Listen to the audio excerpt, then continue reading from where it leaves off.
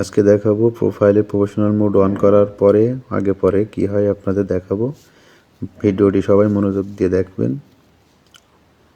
তো আমার ইনসাইটগুলো সবাই দেখে নিন। 47,252 ভিউ, 7,728 ইন রিয়েকশন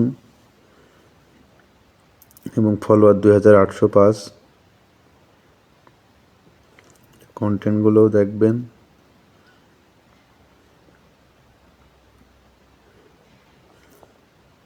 তো যে কারণে এই প্রোফাইলে প্রফেশনাল মোড অফ করে অন করা সে কারণও বলবো, ভিডিওটি দেখতে থাকেন।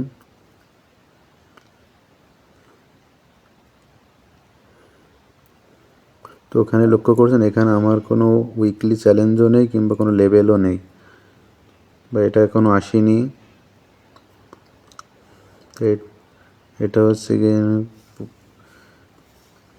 দেখেন এঙ্গেজমেন্ট, ফলোয়ার সবই ঠিকঠাক। তো এখন আমি প্রফেশনাল মোডে ক্লিক করব। কন্টিনিউ ক্লিক করে টার্ন অফে ক্লিক করলাম। রিভিউ ডিফিকাল্ট সেটিং, তো এটা পাবলিক করে নেব। নেক্সটে ক্লিক করে এরপরে সবই ঠিকঠাক আছে কনফার্ম করে দেব। তো এবার দেখেন আগের প্রোফাইল চলে এসেছে, add to story, profile 890 friends.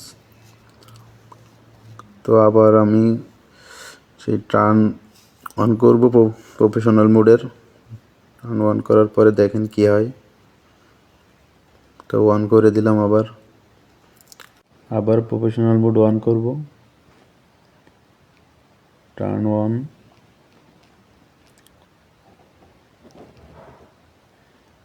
নেক্সটে ক্লিক করব, আবারও নেক্সটে ক্লিক করে আবার পাবলিক সাজেস্ট করে নিলাম,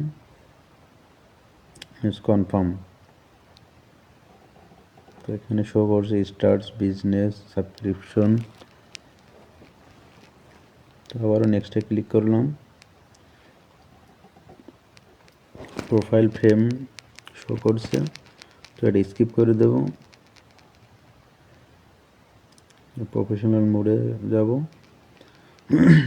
গেট স্টার্ট। তো এবার দেখতে পাচ্ছেন আমার যে ভিউ ছিল 47,000 সেটাও নেই।